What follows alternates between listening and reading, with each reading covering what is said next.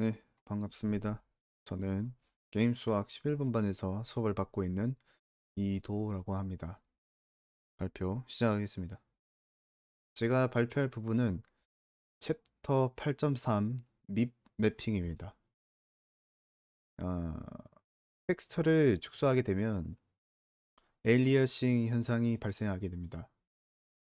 에일리어싱이란 앞서 보았던 이 격자 무늬들을 축소를 시켰는데 이 격자 무늬를 축소를 시켰는데도 불구하고 어, 짙은 회색 배경이 나오거나 짙은 회색 배경이 나오거나 아니면 밝은 회색 부분이 나오는 것을 저희는 확인할 수 있었습니다. 이러한 현상을 에일리어싱이라고 하고, 에일리어싱의 발생 원인을 간단하게 알아보자면 텍스처가 스크린 공간 프리미티브보다 커서 많은 텍셀들이 필터링에 사용되지 않기 때문에 이러한 현상이 나타나게 됩니다. 그렇다면 이 문제를 해결하는 방법은 텍스처의 크기를 작게 해서 프리미티브의 크기와 비슷하도록, 즉 1대1 대응이 되도록, 이게 최선이겠죠. 1대1 되도록 하는 텍스처를 골라서 필터링에 사용하면 됩니다. 이때 이 텍스처들의 크기를 줄이는 방법은 다운 샘플링 방법을 통해서 4분의 1 크기로 줄이면서 저장을 하게 하면 되고, 그리고 이렇게 줄인 텍스처를 모아 놓아서 이제 피라미드 형태로 만들어낸 것을 우리는 이제 민맵이라고 부르는 것입니다. 민맵은 원본 텍스처 해상도가 만약에 2의 L승 곱하기 2의 L승의 크기를 가지고 있을 때 L 플러스 1개의 레벨의 텍스처 피라미드를 구성을 하게 되고, 이때 원본의 텍스처는 0번 레벨에 위치하게 됩니다. 여기 레벨 0에서 1로 올라갈 때마다 크기가 4분의 1씩 줄어들고, 크기가 줄어든 사진 텍스처를 저장해 놔서 피라미드 형태로 모아 놓은 것을 우리는 민맵이라고 하는 겁니다. 이제 우리는 필터링을 하기 위해서 어느 레벨의 텍스처를 사용해야 할지 저희는 찾아내야겠죠. 이제 필터링에 수행되어진 민맵의 레벨을 우리는 LOD라고 말하고 통상적으로 람다로 표기하게 됩니다. 그러면 람다는 어떻게 찾느냐? 그것을 알기 위해서는 일단 우리는 픽셀 발자국에 대해서 알아야 합니다. 여태까지 우리는 픽셀을 스크린 공간의 한 점으로 가정을 했지만 실제로 픽셀은 스크린 공간의 한 영역을 덮고 있습니다. 그리고 이 영역이 만약에 정사각형이라면 이제 정사각형의 픽셀이 모여가지고 전체 스크린을 타일처럼 이렇게 덮고 있겠죠. 그림이 너무 이상한데? 어쨌든 이게 정사각형이라고 칩시다. 정사각형이 이제 타일 모양으로 덮여서 정사각형의 전체 스크린을, 정사각형은 아니죠. 전체 스크린을 정사각형의 픽셀들로 덮는 거죠. 네. 텍스처 공간에 투영된 픽셀은 tx, ty 좌표에 놓인 점이 아니라 tx, ty 좌표를 중심으로 하는 일전 영역을 차지하게 됩니다. 그리고 이 영역을 우리는 픽셀 발자국이라고 부릅니다. 자, 픽셀은 일정 영역을 차지한다고 했죠. 그림을 한번 살펴봅시다. 만약에 픽셀의 영역이 1레벨의 텍스처와 사각형의 크기가 같은 경우, 그러니까 이 픽셀이 덮고 있는 영역이 레벨 1에서 텍셀의 크기와 같다면 픽셀 발자국이 1레벨에서는 당연히 텍셀 영역의 한계를 차지를 하고 있겠죠. 0레벨로 가게 된다면 우리가 크기가 지금 4분의 1씩 줄어든다고 했죠. 0레벨에 가게 되면은 픽셀이 텍셀의 4개, 즉 2 곱하기 2의 영역을 차지하고 있는 것을 우리는 발견을 할 수 있습니다. 그러면 이 람다는 픽셀 발자국이 0번 레벨에서 m 곱하기 m 영역을 차지하고 있는지를, 즉 람다는 로그 2의 m이라는 것을 우리는 알 수 있습니다. 예제 하나만으로 조금 이해가 안 될 수도 있는데 다음 예제를 한번 살펴봅시다. 이번에는 픽셀의 영역의 크기가 레벨 2의 텍셀의 크기와 같다고 봅시다. 지금 레벨 2에서 픽셀과 텍셀이 1대1로 매핑이 되고 있죠. 픽셀 발자국은 레벨 2에서 텍셀 1개, 즉 1 곱하기 1이죠. 레벨 2에서는 레벨 1에서는 2 곱하기 2 영역을 차지하고 있고, 레벨 0에서는 픽셀이 4 곱하기 4 영역을 차지를 하고 있으니 우리가 필터링에 사용할 레벨의 텍스처의 레벨은, 그게 람다였죠. 람다는 로그 2의 레벨 0에서 픽셀이 차지하고 있는 공간 m 곱하기 m에서 m, 즉 4는 2. 우리가 필터링에 사용할 텍스처의 레벨은 2. 레벨 2의 텍스처를 사용하게 된다는 것을 우리는 알 수 있게 됩니다. 그런데 세상만사 저희 마음대로 되지는 않죠. 매핑이 이렇게 쉽게만 될 리는 없습니다. 만약에 픽셀이 0레벨에서 3 곱하기 3 영역을 차지하고 있게 된다면 어떻게 처리를 해야 할까요? 람다는 아까 배웠듯이 로그 2의 m이었는데 지금 3 곱하기 3 영역을 차지하고 있으니 이게 3이 되겠죠? 로그 2의 3은 1.585 뭐시기 해가지고 실수가 나오게 됩니다. 이러한 경우에는 저희가 1번 레벨 그리고 2번 레벨을 모두 고려를 해야 합니다. 가장 간단한 방법은 그냥 반올림 해가지고 더 가까운 레벨을 선택을 하면 됩니다. 이 경우에는 로그 2의 3이 1.5 뭐시기니까 2에 조금 더 가깝죠. 그러면 레벨 2의 텍스처를 사용을 하게 되는 겁니다. 근데 이렇게 된다면 출력물이 잘리거나 아니면 뭐 이상하게 출력이 될 수도 있겠죠. 그래서 나온 방법이 3선형 보관 방법입니다.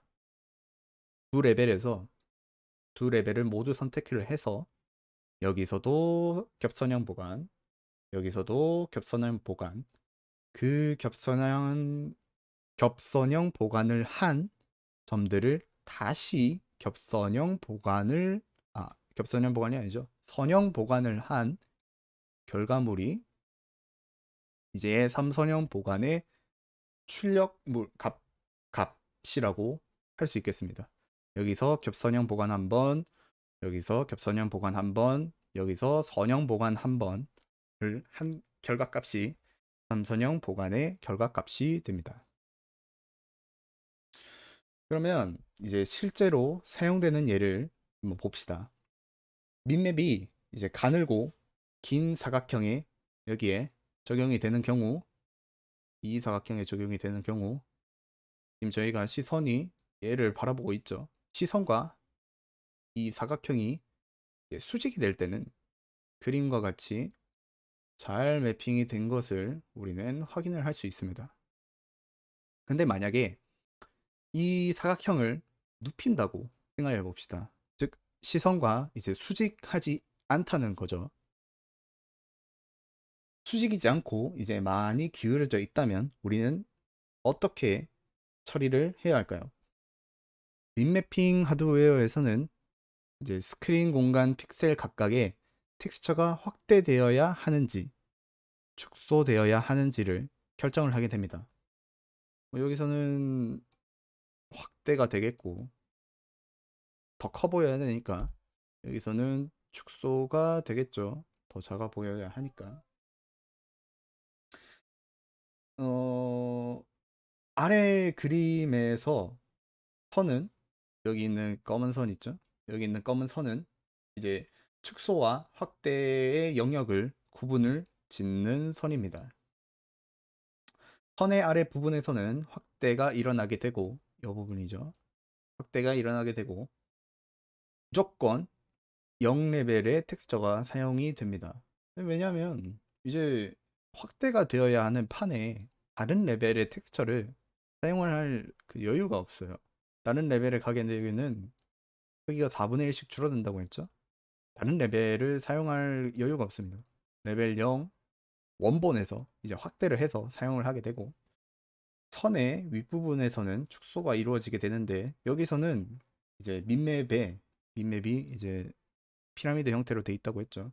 민맵에 여러 레벨들이 뭐 0이든 1이든 2든 덤땡땡 해가지고 L이든 해가지고 여러 레벨들이 사용이 되게 됩니다. 민매핑은 하드웨어로 구현이 되지만 사용되는 그래픽스 API, 대표적으로 오픈GL이라든지 다이렉트 3D 같은 경우에서 이거를 통해서 민매핑 제어가 가능합니다.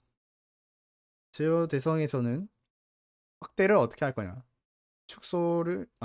확대를 할 때 어떤 걸 사용할 거냐, 축소를 할 때 어떤 걸 사용할 거냐, 민맵 레벨 선택 방법에 있어서 어떤 방법을 선택할 거냐를 선택할 수 있습니다. 근접점 샘플링, 겹선형 보관, 확대와 축소의 경우에는 근접점 샘플링과 겹선형 보관에서 어떤 것을 선택해서 적용을 할 건지 선택을 할 수 있게 되고, 민맵 레벨 선택하는 방법에 있어서 근접 레벨, 아까 말했던 그거 있죠, 반올림을 해서 뭐 가까운 레벨 선택할 거냐, 아니면 두 레벨을 선형 보관을 할 거냐, 3선형 보관 방법이죠. 3선형 보관 방법을 사용해서 민맵 레벨을 선택할 거냐를 저희는 하드웨어에서 그래픽스 API를 통해서 제어가 가능하게 됩니다. 자, 이제 실제로 사용되는 예시를 한번 봅시다. 먼저 가독성을 좀 높이기 위해서 레벨 0 텍스처를 빨간색으로 나타냈습니다. 민매핑을 적용하게 되면 사각형에는 이제 이렇게 다음과 같이 적용이 될 겁니다. 이때 A, B, C, D, E의 픽셀 발자국의 크기를 한번 알아봅시다. 먼저 여기 사각형은 어떤 방법을 사용을 했느냐, 확대 축소 레벨을 결정하는 방식을, 확대와 축소의 경우에는 모두 근접점 샘플링을 사용을 했고, 레벨을 선택하는 방식은 근접 레벨 선택 방식을 사용을 했다는 점 알아두시고 봐주시면 좋겠습니다. 가장 중요한 점은 여기서 B입니다. B는 확대와 축소의 경계에 딱 걸쳐져 있습니다. 이는 확대도 축소도 되지 않는 딱 픽셀 발자국의 크기와 텍셀의 크기가 1대1로 매핑됨을 우리는 알 수 있습니다. 1대1로. 즉, 1 곱하기 1로 매핑이 된다는 소리겠죠. A의 경우에는 제가 아까 뭐라고 했죠? 이 검은 선 밑에 있는 부분은 확대가 된다고 했죠? 확대가 된다는 거는 픽셀의 발자국의 크기는 B보다 작음을, 그러니까 텍스처의 텍셀보다 픽셀 발자국의 크기가 더 작음을 우리는 알 수 있습니다. 1보다 작겠죠? C의 경우에는 축소가 되기는 하는데 아직 레벨 0을 벗어나지는 않았네요. 그러니 1보다는 1 곱하기 1 매핑보다는 조금 더 크겠지만 그래도 어, 조금 큰 정도로만 생각을 해주시면 되겠습니다. D 다음으로 중요한 점이 D인데, D 같은 경우에는 지금 레벨 0과 1, 레벨 1의 경계에 있습니다. 근데 우리가 아까 사각형의 레벨 선택 방식은 뭐라고 했죠? 근접 레벨 선택을 한다고 했죠. 그 말은 즉 레벨을 선택할 때 경계에 있기 위해서는 람다가 0.5가 나와야 합니다. 왜냐하면 만약에 0.5보다 조금 더 작으면 레벨 0을 선택을 하게 되겠죠. 하드웨어에서 0.5보다 조금 더 크면 1을 사용하게 될 겁니다. 그죠? 근접 레벨을 선택하는 방식을 사용을 했으니까 즉 레벨 0과 1 경계에 있는 이 픽셀의 이제 발자국의 크기는 0.5인 것을 알 수 있고 로그 2의 m이 0.5라는 뜻이겠죠. 즉 m의 크기는 루트 2가 됩니다. 이해가 되셨죠? E의 경우에는 제가 경상도 사람이라 E의 경우에는 당연히 D보다 픽셀 발자국의 크기가 더 크겠죠. 아무래도 레벨 1에 있으니까 루트 2보다 클 겁니다. 자, 다음 이 사진들은 이제 같은 민매핑을 확대, 축소, 레벨 선택 방법을 변경한 사진들인데 첫 번째 사진의 경우 nearest, nearest, nearest죠. 아까 우리가 살펴보았던 확대, 축소, 레벨 선택 방식에 있어서 근접, 근접, 근접을 선택을 한 상황입니다. 두 번째 그림의 경우에는 이제 확대 부분에서 겹선형 방식을 사용을 했습니다. 그래서 왼쪽과 비교를 해보면 확대된 부분의 점들이 조금 더 선명하게 나오는 것을 알 수 있습니다. 세 번째 그림의 경우 이제 확대도 겹선형, 그 다음에 축소도 겹선형을 사용을 해서 저 뒤에도 이제 여기에도 모자이크가 줄어든 것을 볼 수 있고 세 번째 그림에서도 확대 축소 부분에서 모자이크가 확실히 줄어든 것을 알 수 있습니다. 네 번째 사진의 경우 이제 레벨 선택의 방법을 삼선형 보관 방식으로 사용을 하게 됐는데 이를 사용하게 되면 위에서와는 다르게 레벨 0과 1의 경계가 흐려지게 됩니다. 왜 그러냐면 삼선형 보관 방식을 사용해 가지고 레벨 0과 레벨 1의 색을 이제 선형 보관으로 섞어서 이제 경계가 모호하게 된 겁니다. 아까 말했죠. 삼선형 방식을 사용하게 되면 여기의 색과 여기의 색을 겹선형으로 구해서 또 선형으로 섞어서 사용을 한다고. 그래서 이 경계가 흐려지게 된 것입니다. 네, 8.3 내용은 여기까지고요. 이상으로 발표를 마치겠습니다. 감사합니다.